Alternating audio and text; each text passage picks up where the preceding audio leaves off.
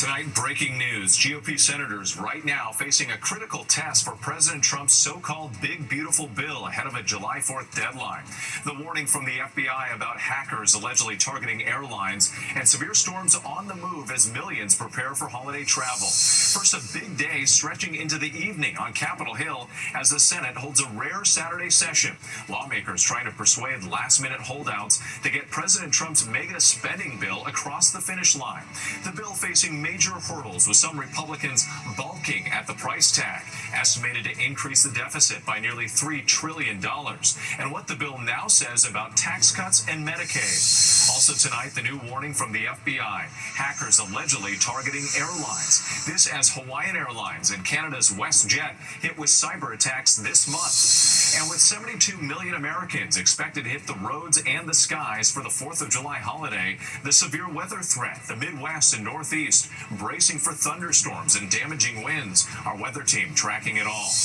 Honoring the Minnesota lawmaker Melissa Hortman and her husband gunned down in their home 2 weeks ago after what prosecutors called a political assassination. Former President Joe Biden and former Vice President Kamala Harris among those at the funeral. Thousands lining the streets of Tehran as Iran held state funerals for military commanders and nuclear scientists killed during the conflict with Israel.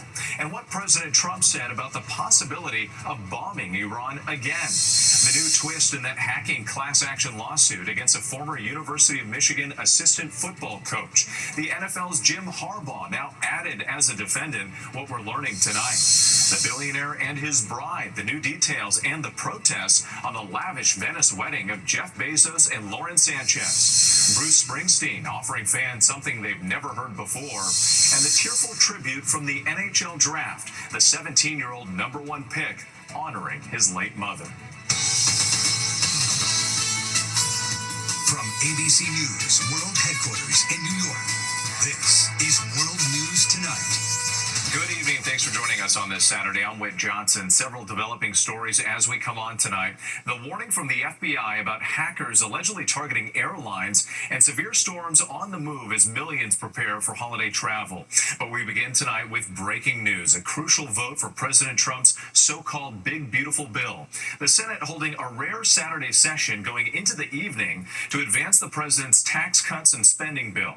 Democrats now insisting that the bill be read aloud on the floor, which could take hours. President Trump putting the pressure on Republican lawmakers to get the measure to his desk by Independence Day, less than a week away. But the ultimate fate of the legislation is still in question, with some Republicans holding out over the price tag and proposed cuts to Medicaid. ABC's Jay O'Brien leads us off from Capitol Hill. Tonight, with President Trump's self-imposed 4th of July deadline looming, Senate Republicans sprinting to lock down enough support ahead of a key test vote on the president's so-called one big beautiful bill.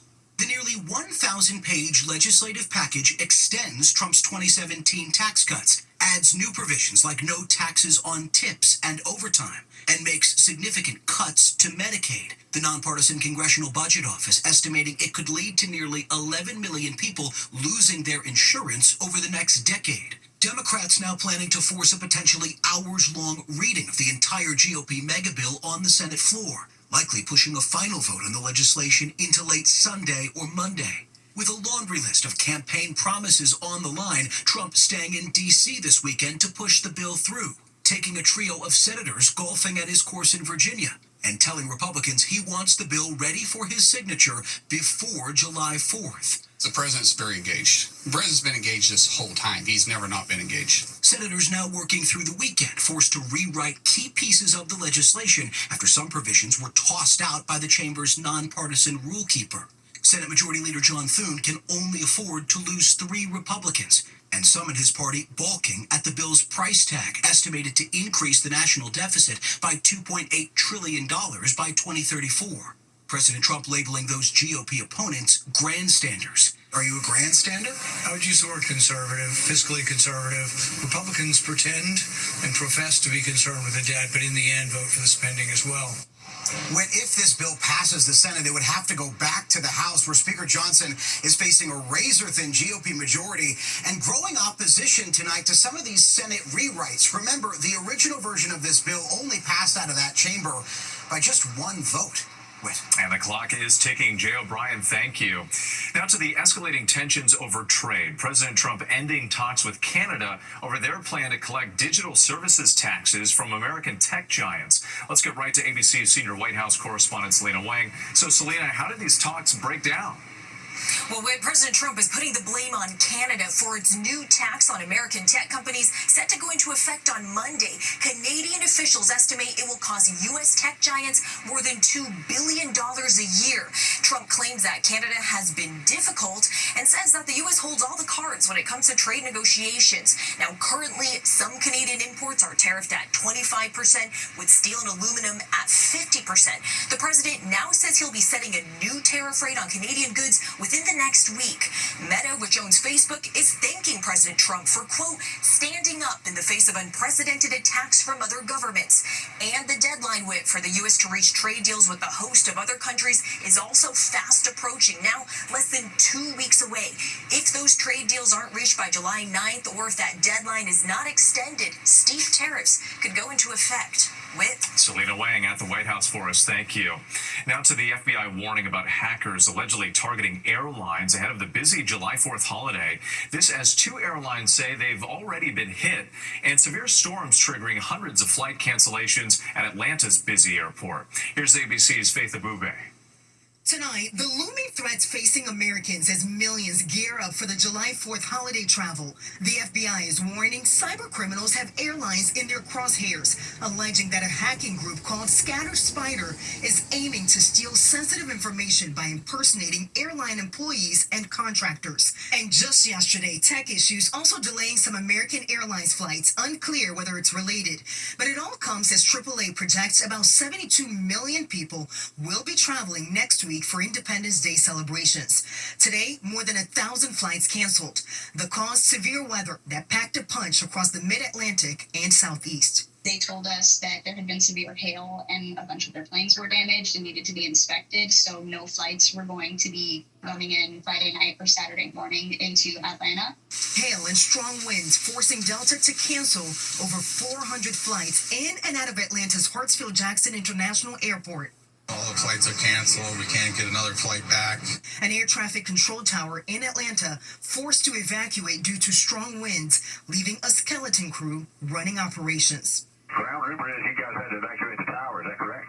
Oh, yeah. Yeah, it's just me, one other controller, the supervisor, and traffic management. Those ripple effects from Atlanta, along with severe weather at other major travel hubs, triggering ground stops, cancellations, and delays at airports in Washington, D.C., Charlotte, and Dallas.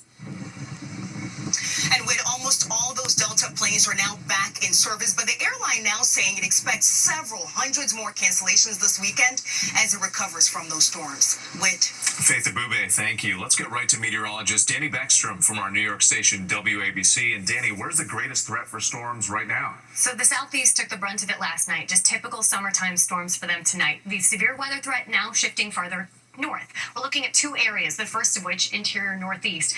A severe thunderstorm watch in parts of Pennsylvania and upstate New York until 8 p.m. That second area, the upper Midwest. That severe weather threat really ramps up after sunset tonight with heavy rain, potentially damaging wind gusts, hail, and even a few isolated tornadoes possible into sunrise tomorrow. Then that area shifts east as we move into Sunday with Kansas City up through Green Bay, even Michigan's Upper Peninsula looking at the threat for severe weather Sunday. Where here in the northeast, it's all about the heat behind tonight's strong storms. We are turning up the temperature back to the 80s in Boston, near 90 tomorrow in New York, with not quite as intense as the heat that we felt earlier this week, of course, but we are turning up that humidity heading into the holiday as well. Still a hot holiday for so many. Yeah. All right, we'll brace for it. Danny Beckstrom, thank you. Next tonight, mourners gathering today for the funeral of Minnesota lawmaker Melissa Hortman and her husband. Former President Joe Biden and former Vice President Kamala Harris among those paying tribute to the couple, killed in what officials call a stunning act of political violence 2 weeks ago. Their beloved golden retriever also honored. Here's ABC's Christian Cordero. Tonight, a community in a basilica full of loved ones saying goodbye to former Democratic state lawmaker Melissa Hortman and her husband Mark 2 weeks after they were fatally shot at their home in what prosecutors call a political assassination. Lord, make me an instrument of your peace. Where there is hatred, let me sow love. The two remembered as great parents who loved to cook and garden. Minnesota Governor Tim Walz today called Melissa the most consequential speaker in state history. For 7 years, I have had the privilege of signing her agenda into law. I know millions of Minnesotans get to live their lives better because she and Mark chose public service and politics. The couple's death, along with the shooting of the family dog named Gilbert, launched a 2-day manhunt leading to the arrest of 57-year-old Vance Bolter, who prosecutors allege hunted the victims like prey. That same morning, Bolter also accused of shooting State Senator John Hoffman and his wife Yvette at their home. Former President Biden visited the Hoffmans at the hospital yesterday and attended today's funeral with former Vice President Harris, the two among the thousands to honor the Hortmans lying in state. I'm just keen to pay my respects to Melissa and Mark and Gilbert. The family, longtime volunteers with the nonprofit Helping Paws, helping train service dogs for years. Gilbert was one of several golden retrievers the Hortmans trained to be a service dog, though friends suspect Gilbert failed his training so he could stay with the Hortmans. And in the end, there he was, by their side. Whit Bolter has not yet entered a plea. He had a court hearing scheduled for yesterday, but his attorney asked it be postponed, arguing her client hasn't slept because of the conditions he's subjected to in jail. The judge did push the hearing back to July 3rd. Whit. Christian Cordero, thank you. Overseas now to the massive crowds attending state funerals for the military leaders and nuclear scientists killed during the 12-day conflict between Iran and Israel. And what President Trump is saying tonight about another possible strike against Iran in the future. ABC's Marcus Moore is in Tel Aviv. Chants of death to America and death to Israel echoing through the streets of Tehran tonight, as thousands gather to mourn the loss of Iran's top commanders and nuclear scientists, all assassinated during the 12 days of war that brought a new wave of destruction to the Middle East. That fragile ceasefire between Iran and Israel remains in place, with both countries now trading threats in the place of bombs. President Trump warning the Iranians the U.S. could strike again if they resume high levels of uranium enrichment. It was just a week ago, the president launched that stunning mission dubbed Operation Midnight Hammer, where B-2 bombers dropped more than a dozen bunker-busting bombs on multiple nuclear sites deep inside Iran. Tonight, conflicting beliefs on whether Iran's program was as badly damaged as the president has suggested. Sources telling ABC News the early report from the Pentagon indicates Iran's centrifuges remain intact, as the International Atomic Agency warns that 900 pounds of near-weapons-grade uranium is still unaccounted for. Trump blasting the idea Iran moved it before the strikes. You know, they moved themselves. They were all trying to live. They didn't move anything. Wait, it has remained largely calm here after that ceasefire, but yet more violence has erupted here in the Middle East. There have been new violent clashes in the West Bank, where Israeli settlers have attacked Palestinian villagers and Israeli soldiers. The IDF's chief of staff has warned the situation could end in disaster. Whit. Marcus Moore for us. Thank you. Next tonight, the new bombshell in the hacking class action lawsuit against a former assistant football coach at the University of Michigan. NFL coach Jim Harbaugh and former head coach of the Wolverines now added to that lawsuit and the allegations he's facing. Here's ABC's Melissa Adon. Tonight, this bombshell allegation just ahead of the NFL preseason. Former Michigan Wolverines head coach Jim Harbaugh, who is now head coach of the Los Angeles Chargers, named as a defendant in a class action lawsuit by several female athletes against the University of Michigan and others. They say Harbaugh and other top school officials learned just before a major playoff game in 2022 that assistant football coach Matthew Weiss was allegedly accessing female students' personal information and their intimate photos. The plaintiffs say Harbaugh and the officials did nothing. They accuse Harbaugh of failing and refusing to implement basic security measures that would have stopped Weiss. Weiss is charged with identity theft and unauthorized computer access, accused of hacking into the databases of more than 100 colleges, allegedly targeting female athletes. Some didn't even attend the University of Michigan. Matthew Weiss has pleaded not guilty to the federal criminal charges. We have reached out to Weiss, to Jim Harbaugh, the University of Michigan, and the LA Chargers for comment and have not heard back. Melissa Adon, thank you. Now to Venice, Italy, and new details on the lavish wedding between billionaire Jeff Bezos and Lauren Sanchez. The couple tying the knot on a secluded island despite protests. ABC's Maggie Rulli is in Venice tonight. Tonight, the celebration continues for newlyweds Jeff Bezos and Lauren Sanchez Bezos. The couple stepping into a water taxi together, heading to another big wedding bash with their famous guest list, this time at the Arsenal, an old Navy shipyard in Venice. Tonight's party, a celebration after last night's wedding. Vogue immediately releasing this digital cover after the ceremony, revealing photos of Lauren's highly anticipated Dolce & Gabbana wedding dress. Sanchez telling the magazine it took a year and a half to make. The morning after the ceremony, this is the first place the couple came, the iconic Harry's Bar. They rented the entire place out for family and friends. Protest groups threatening to disrupt the wedding tonight, taking over the famous Rialto Bridge, protesting the billionaire's wedding over tourism and war. How big are these protests, and what are people protesting? Are very big, reading the newspaper, are very small if you count the people involved. The same people that every year find a new opportunity to make some complaint and some protest. And the deputy mayor tells us that he estimates this wedding is bringing in more than $30 million for the local economy. Maggie Rulli, thank you. We appreciate it. There's much more ahead on World News Tonight this Saturday. A smoky emergency off Florida's Atlantic coast. The Coast Guard racing into action. And a big release from the boss. Bruce Springsteen drops some new old music. Stay with us. Next tonight, terrifying moments in the waters off Central Florida. Thick smoke billowing from a boat on fire this afternoon near Port Canaveral. The Coast Guard rescuing all 4 people on board. A Good Samaritan also helping out. No word of any injuries. Just weeks into hurricane season, the Pentagon is cutting off data from 3 key weather satellites. The unique instruments set to shut down by Monday collect information at night and on cloudy days, providing crucial data for forecasting the rapid intensification of storms. Scientists warn the data shutdown could negatively impact forecasts for millions in hurricane-prone areas. The Trump administration has not explained the move. When we come back, the new offering from Bruce Springsteen, something you've never heard before. Stream on Hulu. To the Index now, a big weekend for Bruce Springsteen fans. She said,